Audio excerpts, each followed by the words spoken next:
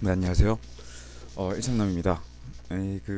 원래 이맘때는 영상을 잘 안 올리는데 지금 올려야 될 영상들도 미루고 이 법학개론을 올리게 되었습니다. 법학개론 이거 기출 문제 푸는 거 제가 한번 보여드릴게요.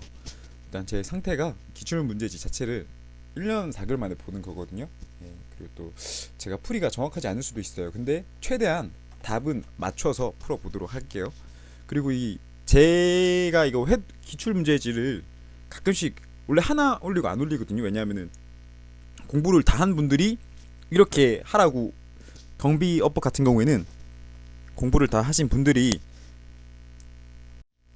이렇게 공부하셨으면 좋겠다 싶어서 하나하나 제가 하나만 딱 올려드리고 나머지는 직접 하세요 이렇게 했었었고, 근데 법학개론 같은 경우에는 시간이 얼마 없잖아요. 그죠? 2달밖에 없고 이게 어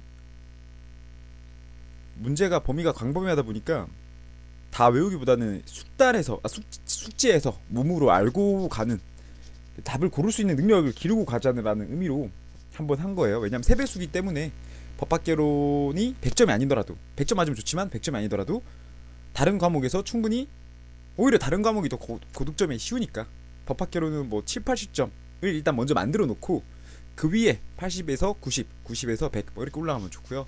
일단 기출 통해서 제가 구분을 해드릴게요. 이게 틀리라고 내는 문제와 맞추라고 내는 문제 이런 게 있어요. 분명히 정부 청사도 그런 걸 내겠죠. 왜냐하면은 차별성을 둬야 되니까. 예. 그런 거에 있어서도 무조건 비껴 나가는 게 아니라 최대한 답 같은 거를 고를 수 있는 팁 이런 거를 제가 알려드리기 때문에 뭐 짬비 교재에서도 그렇고 한번 볼게요. 1번 법의 의에 관한 설명으로 옳지 않은 것은 법학 일반에서 나오는 건데 1챕터죠. 법은 사회 규범의 일종입니다. 그죠? 사회의 모습을 좀 담았기 때문에 사회 규범의 일종이라고 볼 수 있죠. 또 법은 재판 규범이 되기도 한다. 그죠? 뭐 네가 잘했니 내가 잘했니 이런 거를 법에 죄송합니다. 예.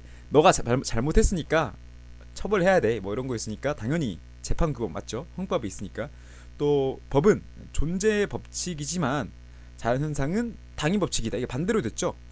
법이 옳고 그름 이런 거 해야 될 거 말아야 될 거 쓴 게 당위 법칙이고, 자연현상이 존재 있는 사실 존재 그대로를 쓴 거를 자연현상이라고 합니다. 이 3번이 일단 틀렸겠네요. 그리고 법은 도덕과, 그러니까 의무와 도덕 이렇게 해야 되나? 도덕은 하나밖에 안 가져요. 양심. 그러니까 법은 양심과 의무가 필요하고 도덕은 양심.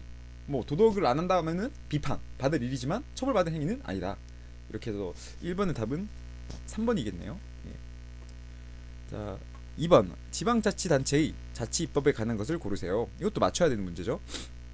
자, 조례, 규칙, 교육 규칙. 이거는 잠시만요. 이거는 이런 거는 제가 한번 써드릴게요. 여러분들 공부하기 쉬우라고. 자, 제일 큰 게 헌법이 제일 크고요. 그 다음에 법률이 제일 크죠. 그 다음에 명령이 제일 커요. 그 다음에 지자체, 지자 규칙이 있고, 그 다음에 뭐 규칙으로 갈게요. 지자체 뭐 이렇게 쓸게요. 이 네 개가 가장 큰 틀이고, 헌법은 국민 투표가 이루어져야 됩니다. 알겠죠? 그리고 또 법률은 국회 입법이 있어야 해요. 그리고 명령은 대통령령이나 뭐 각 부 장관들이 훈령 이런 거 말한 거고, 규칙도 이게 혼돈하시면 안 되는 게 그냥 규칙을 묻는 게 있고 각 부 장관들의 훈령이 어떤 식으로 나오냐, 시행 규칙으로 나오는 데가 있어요. 네.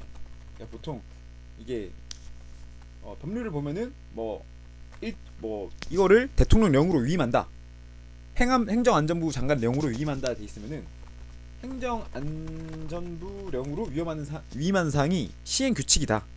예, 라고 보시면 돼요. 그러니까 법률을 보면은 뭐 경비업법을 예로 들어 드리자면은 경비업법에서 총기에 관하여 필요한 사항은 잠시만요. 아, 죄송합니다. 하고 무기에 관해서 어떠한 사항은 대통령령 중요하니까, 또 근데 대통령령에서도 이게 대통령이 하기보다는 항상 바뀌어야 된다. 뭐 대통령이 령으로 하는 절차도 있고 행정안전부 령으로 절차도 있는데, 행정안전부에서 하게끔 조금 편하게 바뀌는 텀, 뭐 세부 규칙이나 이러한 무기 관리 수칙들 이런 거는 행정안전부령으로 정한다. 예. 시행 규칙 무슨 말 하는 거야? 예. 예. 이상한 말 하는 거예요. 예. 규칙은 내부 규칙, 기관에서 있는 내부 규칙으로서 보통 일반 국민을 상대로 포함하지 않습니다. 일반 국민들에 대해서 이게 결속력이 많이 없고요. 또 이제 더 나아가서 여기서 이제 혼돈 내시면 안 되는 게 지자체 조례가 있고 지자체 규칙이 있다. 지자체 조례는 지자체 의회에서 입법을 하는 거라서, 지방자치단체에서 입법하는 거라서 우리 국가가 있으면은 우리 부산시나 서울시처럼 작은 시를 지방자치단체라고 하니까, 너무 기초로 설명해 드린 건가? 하니까 있다. 다음부터는 그냥 이거 법학개론 겉핥기를 한번 읽고 오세요. 이게 만약에 이런 설명이 이해가 안 되시면은 겉핥기 영상이 있는데 그거 읽고 오시면은 제가 다 해결될 거예요. 아무튼 간략하게 이렇게 써드렸고요. 그래서 얘네들이 뭐 규칙에 포함되는 때가 있고 일반적으로 아닌 때가 있다. 야, 너 너무 두루뭉술하게 말하는 거 아니야? 야, 계속 봐봐요. 문제 한 푼 어쨌든 답은 풀 수 있어요. 시간이 빨리 갔네요. 그래서 일단 이렇게 말씀해 드렸으니까 이게 조례가 지방자치의회에서 하는 입법이죠. 조례 맞고, 또 규칙에 있어서도 지방자치 규칙이 있으니까 니은도 맞네요. 또 교육규칙, 또 이것도 자치법이 아닌 다른 규칙을 보면은 훈령으로 내리는 규칙이 있어요. 규칙에 있어서는 내부 기관의 규칙, 국가 내부 기관의 규칙이라든지 그 두 가지를 빼고는 자치법이라고 보시면 돼요. 그렇기 때문에 답은 4번. 이번에 4번. 야, 틀리면 너 어떻게 하려고 그래? 다른 문제 맞추면 되죠. 자, 3번. 성문법과 불문법에 관한 설명으로 옳은 것은 조례는 불문법에 해당한다. 자, 불문법과 성문법 글로 썼니 말로 썼니? 조례는 입법을 해야 되니까 글로 써야겠죠. X. 헌법에 의하여 책을 공포되는 조약은 성문법에 해당한다. 그죠? 우리나라 법률과 똑같으니까. 법률은 국회에서 입법을 하니까 성문법. 맞는 말이죠. 또 3번. 제왕법정주의는 법률에서 관습법이 포함되면 안 됩니다. 알겠죠? 무조건 성문법으로서 법률만 써야 되고, 일반적인 법률에서는 관습법이 법원으로 인정이 될 수가 있어요. 때문에 3번도 틀렸고요. 답은 2번이네요. 답 옳은 거니까 2번이고, 성문법은 불문법이 말로 하니까 어떻게 하겠어요? 야, 우리 그거 하니까 안 맞는 것 같은데? 그래? 내 생각도 그래. 야, 우리 앞으로 약속하자 이렇게 하지 말기로 라고 간단하게 갈 수 있는 게 불문법. 성문법은 글로 써야 되니까 타이핑하는 것도 오래 걸리고, 또 글로 썼으니까 이거를 오타 있나 아니면 뭐 잘못된 부분이 있나 없나 검토를 받아야 될 거 아니에요. 그 과정이 입법 절차가 필요하기 때문에 이게 오래 걸려요. 우리 요새 뉴스 보면은 핫하죠. 국회 입법해서 정기총회 통상 9월 말인가 열려서 3개월 정도 하는데, 그게 지금도 뭐 패스트 트랙이니 많이 뭐 입법하니 많이 이런 게 오래 걸리잖아요.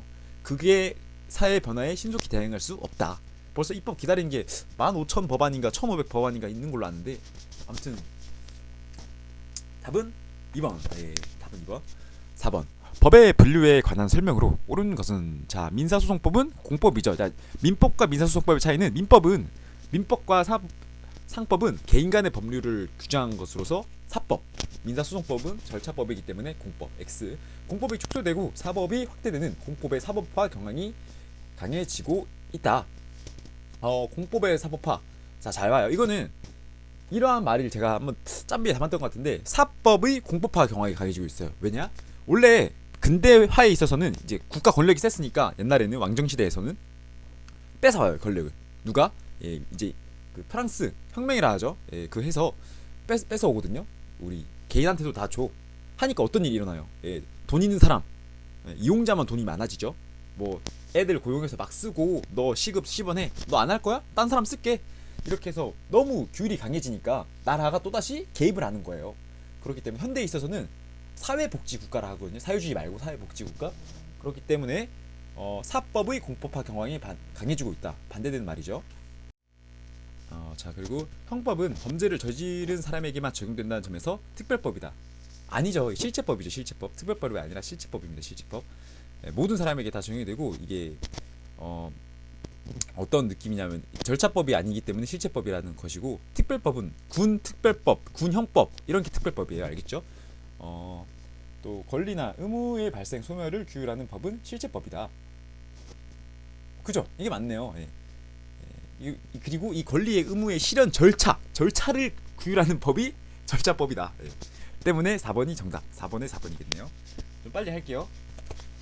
다시 한번 말씀드리지만, 이해가 안 되면은 이 기출로 기본을 다 잡고 가고 싶다, 조금 도움이 되고 싶다, 시험 푸는 요령을 알아보고 가고 싶다 하면은 겉핥기를 보세요. 겉핥기를 보고 아 이러한 개념을 다루는구나.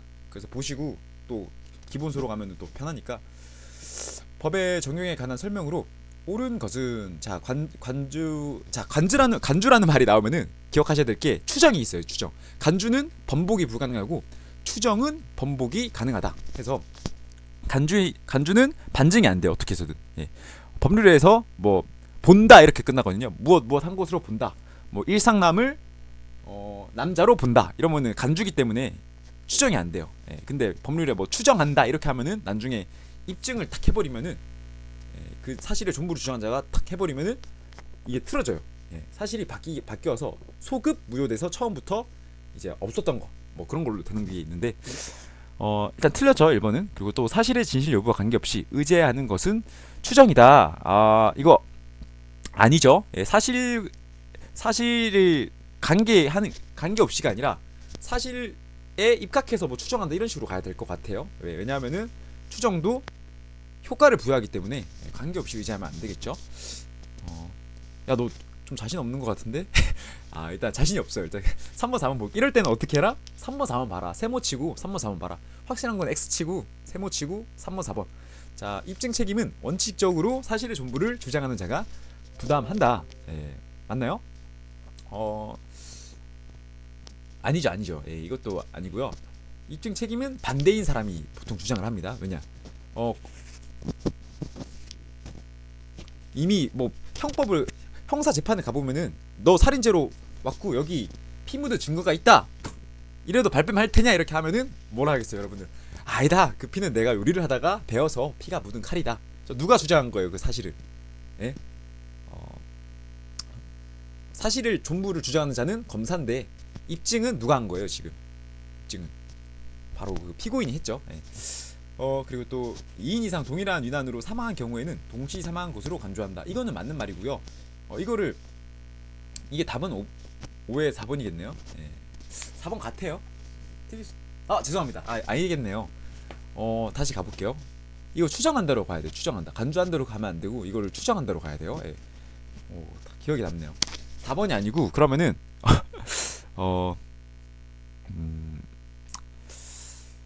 네, 이게 3번이겠네요. 죄송합니다. 이게 답은 3번이 되겠습니다. 3번이겠네요. 사실의 전부를 주장한 자가 부담한다. 예, 맞습니다. 이거. 자, 그럼 이거 4번을 다시 설명해 드릴게요. 이게 바로 넘어가 안 되지. 이렇게 너무 무책임하게 넘어가 안 되고. 4번 같은 경우에는 간주하면 어떻게 한다 그랬어요. 아예 불가능하다 했죠. 예, 근데 둘이 죽었어요. 사고가 뻥 터져서 배가 터져서 사람이 죽었다고 쳐봐요. 근데 그 배가 터진 순간에도 이제 시간별로 뭐 누구는 밑에서부터 잠겼을 테니까 배가 누구는 맨 밑에 있어서 1시에 죽었고 배가 커서 또 3시에 죽은 사람이 있는데 그 시간이 명확하지 않으니까 얘는 일단 같은 사고로 통합해서 배가 완전히 침몰된 3시에 다 죽은 걸로 추정한다.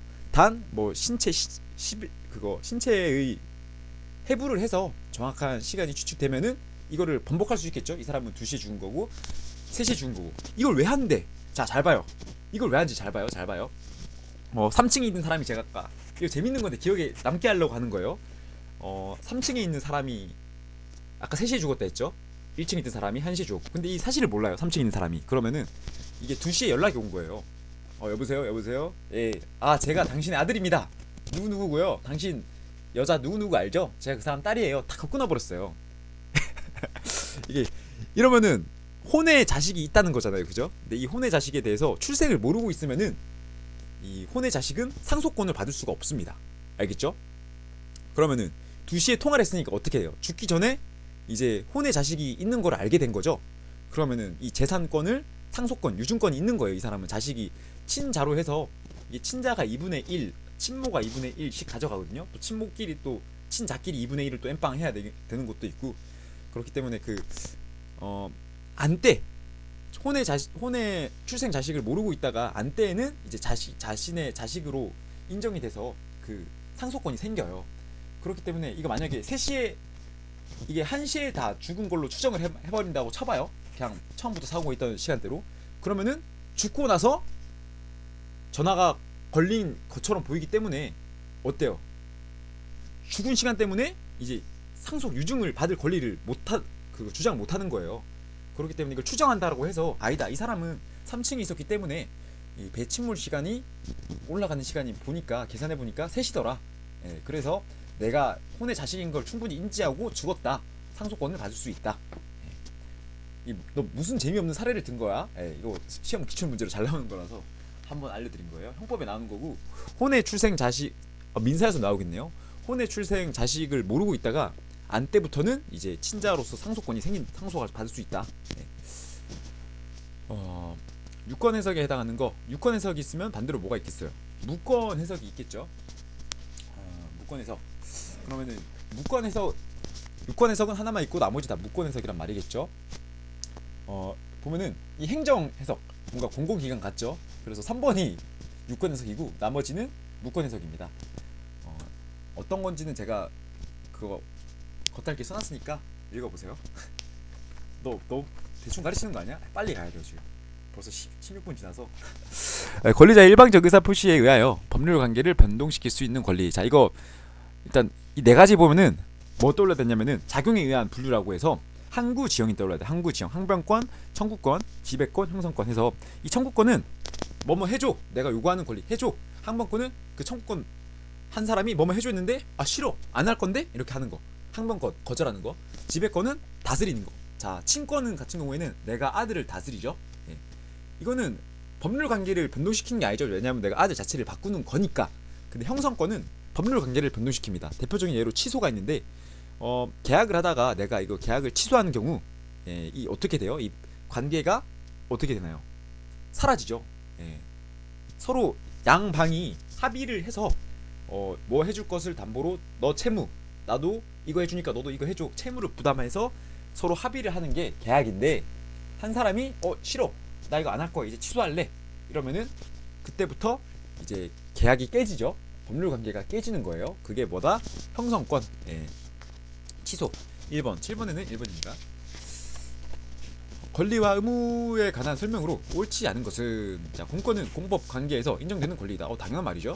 권리에서 파생되는 개개인의 법률상의 작용을 권능이라고 한다. 맞는 말입니다. 헌법상 납세 의무만 있고 권리를 수반하지 않는 경우에 해당한다. 이거 애매한데 맞는 것 같아요. 그죠? 왜 돈을 내기만 하고 납세를 함으로써 나한테 받는 그건 없잖아요. 권리는 없잖아요. 그죠? 아니, 너 국가가 보호해주고 다 해주는 거 아니야? 그건 기본권이에요. 납세를 하지 않더라도 국가가 그걸 보증해줘야죠. 왜냐? 헌법에 나와있어요. 4번, 어떤 행위를 하지 않아야 하는 의무를 자기 의무라고 하고, 어떤 행위, 반대죠. 해야 하는 의무를 자기 의무, 해야 하지 않는 의무를 부작이라고 합니다. 8번에는 4번. 9번, 권리 충돌에 관한 설명으로 옳은 것은, 이거는 소유권과 물권과 채권을 기준으로 할게요. 일단 제일 먼저 우선되는 건 1순위는 무조건 물권이 제일 우선이에요. 그리고 채권은 물권한테 집니다. 그리고 또 채권 상호간에는 먼저 한 게 돼요. 알겠죠? 이게 왜 중요하냐? 4번이 딱 눈에 먼저 들어왔는데, 전세권과 저당권이, 이거 설명하면서 딱 하면은 좀 해결돼요.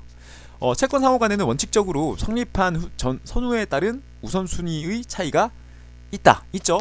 먼저 시간에 따라서 합니다. 이것도 다 여기서 설명해 드릴게요. 또 물건과 채권이 충돌할 경우에는 원칙적으로 채권이 우선한다. 물건이 우선합니다. X. 소유권과 이를 제한하는 제한물권 사이에는 원칙적으로 소유권이 우선한다. 맞는 말이죠. 왜냐? 소유권이 더 큰 틀이고, 잘 봐요. 죄송합니다. 틀렸어요. 제한물권이 우선해요. 제한물권이 우선한다. X. 그리고 동일물에 성립한 전세권과 저당권은 그 죄송합니다. 3번이 맞네요. 이렇게 답을 또 오랜만에 봐서 설명해 드릴게요. 다 보면 다 나와요. 이게 하나 알려드리자면은, 소유권은 무엇이냐?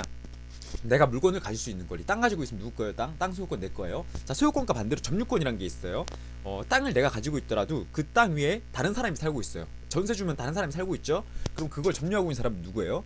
다른 사람. 그러니까 소유권과 점유권이라는 개념이 다르다는 것을 아시면 되고, 또 제한물권이 무엇이냐? 지상권, 지역권, 전세권, 이렇게 세 가지가 있어요. 이 지상권은 아까 전세권이 뭐라 했어요? 다른 사람이 살고 있는 게 전세권이라고 했죠. 그 지상권은 뭐예요? 지상권은 내 땅 위에 다른 사람이 농작물을 심을 수 있는 권리, 기를 수 있는 권리. 지 여권은 내 땅 위에 다른 사람의 땅으로 그거 힘을 얻어서 그 이득을 보는 권리를 말하는 거예요. 이거 설명은 나중에 지역권이 나오면 말씀드릴 거고 좀 길기 때문에 이거는 소유권이 더 큰 틀이니까. 왜냐하면은 여러분들 전세입자랑 땅 주인이랑 싸우면 누가 이겨요? 예? 원래 누가 더 권리가 더 커요? 가지고 있는 사람이 더 크죠. 예. 너 방 빼 이런 방 빼잖아요, 그죠?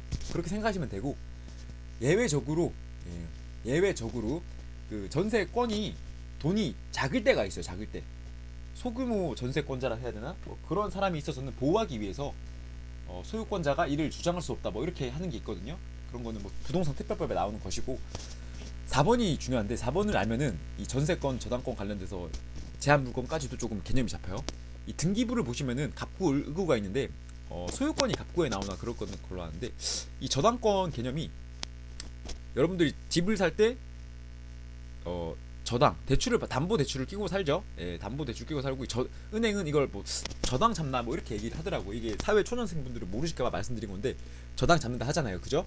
그리고 또 전세권은 이 세입자가 돈 들어와서 사는 거 똑같은 거 아니에요? 똑같이 돈 받고 얘도 돈 받는 거 아닌가요? 달라요. 왜냐? 저당권은 내가 집을 살 때 돈이 필요해서 돈을 쓴 거고 아니면 내가 집을 가지고 있으면은 돈을 빌려 쓰려고 저당권을 한 거예요. 그러니까 소유권을 담보로 장난질을 한 거예요. 알겠죠? 그 전세권은 그냥 위에서 사는 권리인 거예요. 내 집 위에서. 그렇기 때문에 그걸 또 돈을 준 게 아니죠. 돈을 맡긴 거죠. 저한테 엄밀히 따지면 맡긴 개념이라 봐야죠.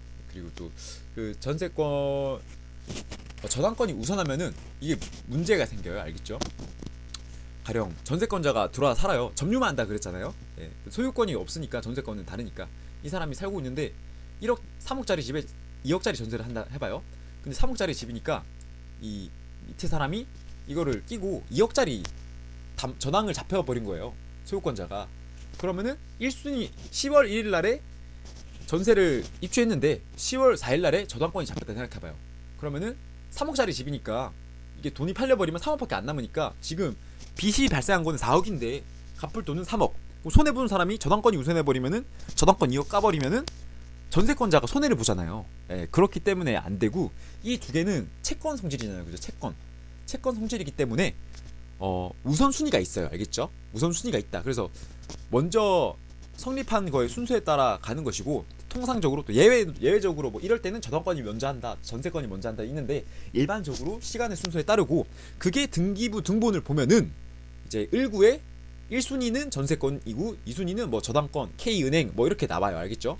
그런 거를 잘 살펴보고 집을 사야겠죠? 예. 이렇게 하면은 좀 민법 파트에서도 재밌는 거 했죠.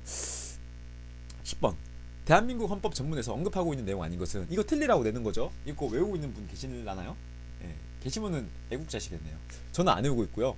이거를 제가 보면은 3.1운동은 이거는 무조건 있어야 되고 4.19도 있어야 돼요. 왜냐면 제가 한국사를 배웠었기 때문에 있어야 되고 이거랑 이게 애매한데 저는 여기서 이거 같아요. 이건 있어야 되고 5.18이 왜 안 되냐면은 지금 뉴스를 보면은 항상 이 전 대통령 중 한 명이 계속 나오고 그리고 마지막 헌법 개정이 88년도인가 그때로 알고 있거든요. 그때 당시가 그분과 그분 라인이 맞 트레이드를 한 대통령 정권을 그렇기 때문에 이게 이 부분을 인정 안 했을 거예요. 헌법 그걸로. 예, 그렇기 때문에 전문에서 언급하고 있지 않는다. X. 10번에 3번이겠네요. 10번에 3번. 바쁘다. 헌법상 국회의원 선거에서 보장하고 있는 선거의 원칙이 아닌 것을 모두 고른 것은 이것은 기본으로 외워야 돼요. 보평직비, 보통선거, 평등선거, 직접선거, 비밀선거 해서 직접선거 빼고는 다 아니네요. 그래서 2번이 맞겠습니다. 자, 보평직비에서 나머지는 다 알죠? 보통은 20세 이상인 사람한테 선거권 이게 내년부터 달라진다 했죠? 아마 이게 나온 이유가 잘 봐요. 경비조 시험 준비하시는 분들은 잘 보세요. 왜 나왔겠어요? 이거 국회의원 선거. 예? 우리 지금 뭐 한다 그랬어요? 선거 나이 바뀐다 그랬죠? 2020년에 통과돼서. 그래서 이 개념 알고 있니? 이렇게 나온 거예요. 이런 거 좀 항상 뉴스를 자주 보시면은 이 자격 준비함에 있어서도 도움이 돼요. 지금 뭐 부동산 특별법이니 뭐니 상한 제한 걸리고 막 하죠. 공인중개사도 분명히 이거 관련돼서 또 문제 나오겠죠. 이런 거 잘 아시면 되고 20번까지만 하고 잠깐 쉬었다 갈게요. 어, 헌법에서 또 나오네요. 헌법에 있는 내용이라고 하는데 그 내용이 이것도 국민의 모든 자유와 권리는 땡땡땡땡 또는 땡땡을 위하여 필요한 경우에 법률로서 제한할 수 있다. 원래 자유와 권리는 침해되면 안 되는데 이 경우에는 제한할 수 있대요. 자, 그럼 일단 공공복리가 무조건 들어가야 돼. 이게 민법에 가면은 소유권, 공공복리란 말이 있어요. 그렇기 때문에 이게 무조건 들어가야 되고, 또 질서유지도 당연히 들어가야겠죠. 또 이제 국가안전보장이랑 환경보장인데 국가안전보장이 더 크죠. 예, 저는 그래서 1번을 찍을게요. 확실한 건지 모르겠는데 환경보호는 아니에요. 환경보호는 의무는 될 수 있어요. 예, 환경보호 같은 경우는 이제 의무고, 이게 환경보호 의무가 왜 발생했냐면은 그 무과실 책임의 원칙에서 잘 나오는 건데, 이것도 겉핥기 보시면은 잘 나옵니다. 겉핥기 강의가 짧거든요. 다 합치면 6시간밖에 안 되고, 읽고 법학결론 하는 것과 안 하고 하는 것의 차이는 분명히 있어요. 예. 그거 아시면 되고, 5시간? 4시간 밖에 안 될 거예요, 아마 영상 길이가. 13번. 이거 1번으로 찍어야죠. 12번에 1번. 했네요. 13번. 헌법상 국회의원에 관한 설명으로 옳지 않은 것은 어떤 것인가? 국회의원의 수는 법률로 정하되 200인 이상으로 한다. 맞는 말이죠. 이거 뭐 더 늘리니 많이 의결 종족수 이번에 이슈였는데, 이 시험 당시 그리고 또 제 기억상에는 200인이 맞습니다. 또 국회의원 헌행범인 경우를 제외하고 회기 중, 자, 죄송합니다. 이 회기에 관해서 또 간략하게 설명드리자면, 회기가 길어요. 90일에서 한 달, 뭐 일주일을 갈 때도 있고, 임시총회 같은 경우에는 그렇기 때문에 그 기간 동안에는 현행 범인 경우를 제외하고는 국회의 동의 없이 체포 또는 구금되지 아니한다. 특권이죠, 특권. 예, 체포 면제 특권이죠. 예, 그래서 이것도 맞는 경우고요. 3번. 국회의원이 회기 전에 체포 구금된 때에는 현행범이 아닌 한 국회 요구가 있으면은 회기 중 석방된다. 아니죠. 회기 전이니까 이거는 석방이 될 수가 없어요. X. 그리고 또 국회의원은 국회에서 직무상 행한 발언과 표결에 대해서 국회 내외에서 직무상 행한 발언은 무효로 봐줘야겠죠. 그래야지 자유롭게 자기 의사를, 국민을 대표한 사람들의 의사를 말할 수 있으니까. 13번의 답은 3번입니다. 3번. 그럼 14번 가볼게요. 바로 또. 헌법재판소에서 법률의 위헌 결정, 탄핵의 결정. 이것도 여러분들 암기하셔야 되는데, 잘 봐요. 헌법재판소 같은 경우에는 입사행에서 이제 3명씩 뽑거든요. 입법부, 사법부, 행정부에서. 그럼 9명이잖아요. 그죠? 그러면은 탄핵의 결정, 이런 거, 대통령 탄핵 결정이 중요하죠. 또 정단 해산의 결정도 중요하죠. 그렇기 때문에 이런 거는 어떻게 해라? 과반수 혹은 3분의 2 이상이겠죠. 그죠? 문제 푸는 요령 알려드린 거예요. 무조건. 그렇기 때문에 이거는 3분의 2 이상이거든요. 제가 기억하는 거는. 그렇기 때문에 6인 이상의 찬성이 있어야 한다. 답은 몇 번? 2번. 민법상 법인의 기간에 관한 설명으로 옳지 않은 것은 법인은 이사를 두어야 한다. 이거는 사실상 사람들이 잘 안 외우는 건데, 저도 어렴풋이 기억나는 거 문제거든요. 떡밥까지 말고 풀라고요? 알겠습니다. 법인 이사를 둬야 돼요. 무조건. 알겠죠? 그리고 또 그 선량한 관리자의 주의로 직무를 행하여야 하고, 이 선량한 관리자의 주의는 어딜 가나 나와요. 부모도 선량한 관리자의 주의가 필요하고, 또 고용 관계에 있어서도 고용주도 선량한 관리자의 주의가 필요합니다. 관리 감독이라 하죠. 관리 감독이. 3번. 법인은 2인 이상의 감사를 두어야 한다. 이거 숫자는 기억이 안 나는데 4번으로 바로 가볼게요. 4번. 사단 법인의 이사는 매년 1회 이상 통상총회를 소집하여야 한다. 이거 맞아요. 매년 최소 1회 이상의 통상총회가 이제 주주들을 다 모집하는 거거든요. 사원들을 다 모집합니다. 죄송합니다. 사원들을 다 모집해서 하는 것인데, 이거를 해야 돼요. 그래서 3번이 틀렸고요. 3번의 답은 제가 잘 모르겠네요. 찍은 거라서도. 너 이거 영상 올리면 안 되는 거 아니야? 그럴지도 몰라요. 자, 민법상 대리에 관한 설명으로 옳지 않은 것은 16번이죠. 이거 여러분들 대리 또 가면은 많이 복잡해하거든요. 대리도 제가 한번 간략하게 해서 그것도 겉핥기로 한번 알려드릴 텐데, 대리인은 행위능력자임을 요하지 않습니다. 왜냐? 행위능력자, 법률 행위를 하기 위해서는 행위능력과 의사능력이 필요해요. 그러면은 행위능력이 없더라도 의사능력만 있어도 되죠. 어떤 게 있어요? 가령 조금 어린애는, 미성년자는 이게 없거든요. 14세 미만이가 미성년자가 이게 없어요. 그 행위능력, 의사능력이 없어요. 법률 행위를 못 하거든요. 그렇기 때문에 그런 의사 능력은 있죠. 근데 행위 능력이 인정이 안 돼요. 그렇기 때문에 이런 거는 이제 비슷한 예로 또 뭐 보호자 노무 개념으로 보면은 뭐 법률 행위를 못하는 피한정 후견인 이런 사람들이 있죠. 자기는 파산 선고를 해서 뭐 피한정 후견이 됐거나 어디에 있어서 파산 선고를 했기 때문에 법률에서 이런 거 행위를 못할 때가 있는데, 그럴 때 그 사람은 의사 능력과 행위 능력이 있음에도 불구하고 이제 행위 능력이 제한됐으니까 그런 사람도 뭐 대리인이 충분히 돼야겠죠. 안 그러면 이 돈 없는 사람의 파산 선고한 사람의 자녀들은 누가 그 대리인 해주냐고요. 그래서 1번은 맞는 말이죠. 그리고 2번은 복대리인은 그 권한 내에서 대리인을 대리한다가 아니라 본인을 대리합니다. 이게 어떤 관계냐면은 보통 본인을 대리하는 사람을 대리인이라 하고, 대리인이 나도 바쁜데 야 너가 해 한 게 복대리인 이거든요. 이 관계를 더 쉽게 설명해 드리자면은, 여러분들 회사 다니죠. 회사에 있어서 회사를 본인이라고 생각해서, 회사가 법인격체로서 본인인데 회사가 업무를 어떻게 하죠? 여러분들한테 맡기잖아요. 여러분들은 회사의 이름으로 일을 하는 사원이니까 대리인, 알겠죠? 여러분들이 하는 행위는 여러분들의 이익이에요, 회사의 이익이에요? 회사의 이익, 본인의 이익. 그래서 본인을 대리하는 사람을 대리인, 그 대리인은 회사를 대신해서 하는 것. 또 회사가 하는 일에 한해서만 그 회사가 넌 말단 사원이니까 뭐 서류 작업 좀 하고 가끔씩 가서 저기 은행에 입금만 해, 뭐 이런 거 맡겼다 치면은 그 업무만 할 수 있죠. 권한 내에서 본인이 준 권한 내에서만 행사할 수 있습니다. 그러면 반대로 이런 관계가 있는데, 사원이 있는데 사원이 모자란 거예요. 그래서 이 사원이 바쁜데 어떻게 하지? 야 너가 내 대신해서 좀 해봐. 내 대신해서 이 일 좀 해줘 라고 자기 친구한테 하루치 일을 맡겨버린 거예요. 그러면은 회사는 말단 사원을 고용했는데 사원이 바빠서 친구를 대신 꽂았어요. 그럼 이 사람을 복대리인, 친구를 복대리인이라 할게요. 그럼 이 사람은 친구를 위해서 일하는 거예요, 회사를 위해서 일하는 거예요? 다시 결과로 볼게요. 결과로 이 사람이 하는 일이 친구를 위해서 하는 거예요, 회사의 이익으로 가는 거예요? 회사의 이익으로 가죠. 그렇기 때문에 복대리인은 친구를 위해 대신해서 은행에 입금한 거라 할지라도 대리인을 대리한 게 아니라 본인을 대리하는 것으로 봐야 한다.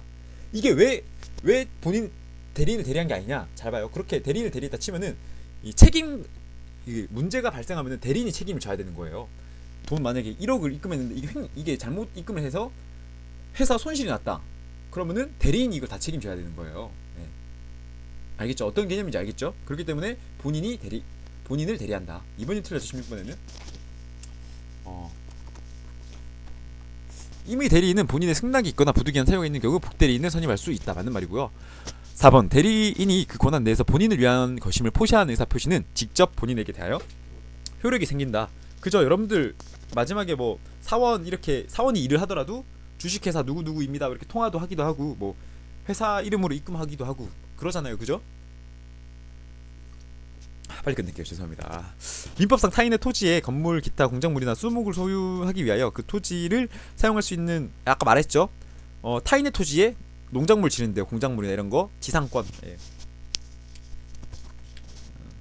유치권은 좀 다른 개념이고요. 유치권은 좀 이거를 어떻게 마음대로 못하게, 점유랑 다른 거예요. 점유는 내가 이거를 가지고 어떻게 하는 거고, 유치권은 이걸 다르게 어떻게 못하게 하는 거. 알겠죠? 다르게 어떻게 못하게 하는 거. 민법. 야, 너 왜 법률상 용어를 안 가르치고 느낌으로 가르쳐? 제가 1년 반 전에 봤다고 했고, 저도 지금 타인의 토지의 건물, 기타 공작물이나 수목을 소유하기 위하여 그 토지를 사용할 수 있는 물건이라고 말할 수 있는 개념을 다 외우진 못해요. 그냥 남의 땅에 농작물 짓는 게 지상권이다. 그걸 생각하고 푼 거지. 18번 민법상 당사자 일방이 금전, 기타 대체물의 소유권을 상대방에게 이전할 것을 약정하고 상대방은 그와 같은 종류 품질 수장을 반환할 것. 잘 봐요. 포인트. 읽을 때 포인트 잘 알려드릴게요. 이게 일단 보기를 보세요. 그러면 민법 물어보고 또 민법상이라 하고 용어 정의를 물어보네? 왜 물어볼까? 임대차는 임차와 임대, 그러니까 주택 임대차라고 하죠 보통. 그리고 또 위임은 법령상으로 내가 내 직무를 맡긴 것, 이게 위임이라고 해요. 그럼 또 사용대차와 소비대차가 두 개 남네. 근데 왜 말이 두 개가 비슷해? 자, 당연히 이거 두 개 틀리라고 낸 거겠죠. 그렇기 때문에 이거 푸는 요령은 엄청 쉬워요.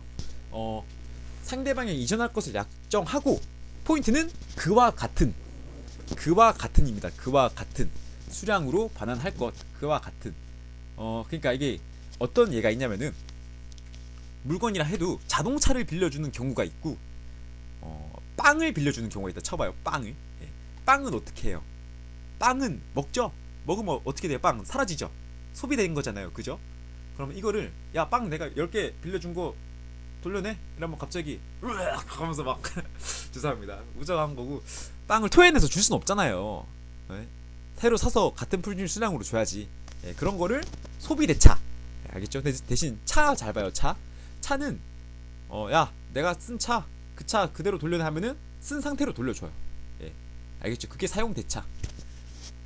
쉽죠? 이러면 뭐 구분 지으실 수 있겠죠? 야 너 그렇게 두루뭉실하게 가르쳐주는 이유가 뭐야? 자 이거를 이렇게 알려주는 이유는 이걸 알면은 여러분들이 전체적인 내용을 알고 기출을 풀 수 있어요. 지금 여러분들 민법을 공부 중이거든요. 지금 18번 지금 3챕터를 공부 중인 거예요. 저랑 같이 이렇게 공부를 하시고 틀만 잡고 기출만 풀어도 시험장에 가면은 문제를 맞출 수 있겠어요? 없겠어요? 있죠. 예. 그게 중요한 거 아닌가요? 아닌가? 자, 그리고 또 실생활에 도움이 돼요. 이렇게 개념만 잡고 가면은 많이 안 잊어버리더라고요. 경비업자 갑과 경비계약을 체결하는 갑의 과실로 채무불이행 손해를 입었다. 이해가 옳지 않은 것은 이게 경비 지도사 시험이기 때문에 경비업자랑 연관이 지었는데 보통은 정부청사 시험에서는 경비업자랑 이런 건 안 나올 것 같고 채무불이행은 나올 것 같아요.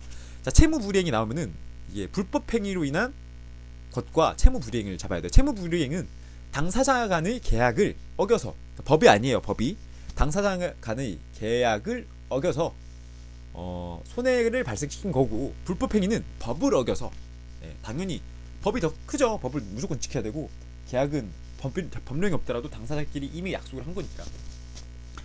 1번 다른 사포시가 없으면 갑은 을의 손해를 금전으로 배상하여야 한다. 맞나요? 예. 그죠? 예, 원래 금전 손해배상 원칙입니다. 2번 채무 불이행에 관하여 손해배상액을 예정한 경우 그 금액이 부당히 과다하면 법원은 적당히 감액할 수 있다. 그죠? 너무 과하면은 법원에 가서 판사님 좀 많은 것 같아요. 깎아주세요 해야죠. 갑은 채무 불이행에 관하여 을에게도 과실이 있다면 법원은 손해배상의 책임 및 그 금액을 점장함에 이를 참작하여야 한다. 그러니까 이게 어떤 관계냐면은 내가 용역회사 일을 하고 있어요. 제가 돈 받고 일을 해주는 사람이에요. 근데 일을 시킨 사람이 이게 이 시간대에는 일 시킨 사람이 4시부터 5시 사이에는 술 취한 사람이 오는데 이때 이 사람을 통과시켜줘라 아니면 싸움 난다 뭐 이런 거를 안 말해주고 싸움이 진짜로 나버린 거예요.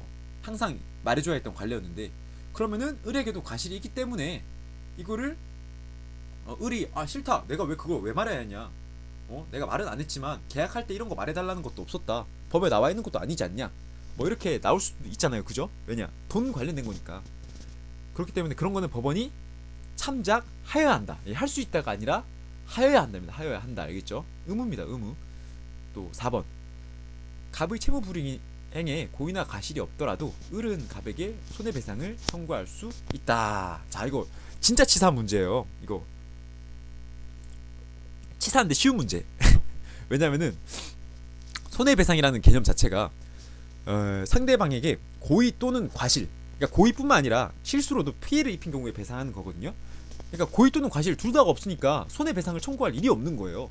그렇기 때문에 19번에는 4번 이겠죠? 아이고 1, 4. 자 마지막 20번 하고 시구. 예. 저는 금방 찍을 테지만 여러분들이 쉬고 오세요. 아이고 죄송합니다.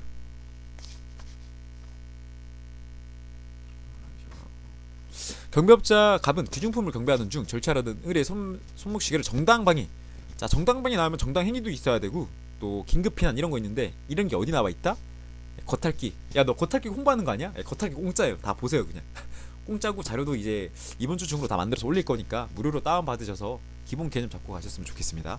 자 이에 관한 설명으로 옳은 것은 모든 그런 것은 자 정당방위잖아요. 그죠? 그러면은 갑과 을은 정당방위이기 때문에 정신적 손해를 배상할 책임이 없다.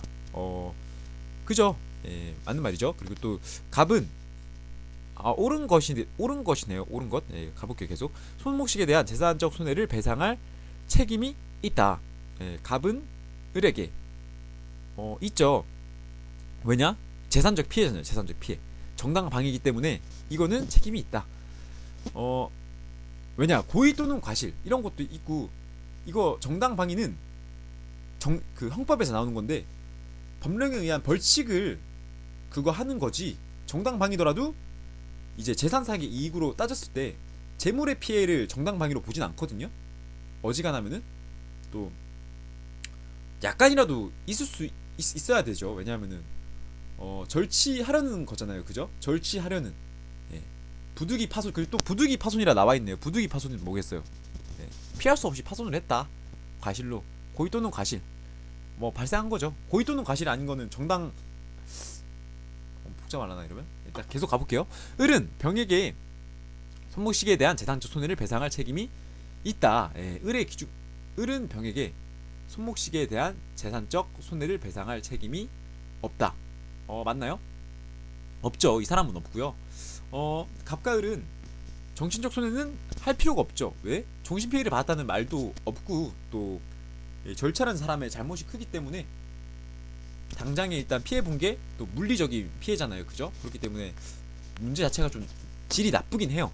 예, 나쁜데 기획은 없는 것 같아요. 느낌상. 그리고 니은은 보통 이런 경우에 정당방위는 형법상의 그거기 때문에 약간 1원이라도 물려줘라 이러면 책임 있는 거죠. 그죠? 그렇기 때문에 니은은 X, 디귿은 없죠. 왜냐하면 이 사람은 도급을 했기 때문에. 이 사람이 재산적 손해를 배상한 게 아니라 경비업자가 해야 돼요. 경비업법에도 나와 있고, 또 민법상에서 이렇게 도급 관계로 발생할 때는 그 사람이 이제 그 관리자의 의무로 가져가기 때문에 해야죠. 그 사람이 내야죠. 그래서 답은 2번. 확실해? 네, 저도 잘 몰라요. 자, 지금 시간이 이게 넘어가질라나? 네, 지금 6시 3분이거든요. 제가 딱 1분이나 2분 뒤에 올 테니까 여러분들은 정지하시고 21분부터 푸시면 되세요. 일단 영상 종료하도록 하겠습니다.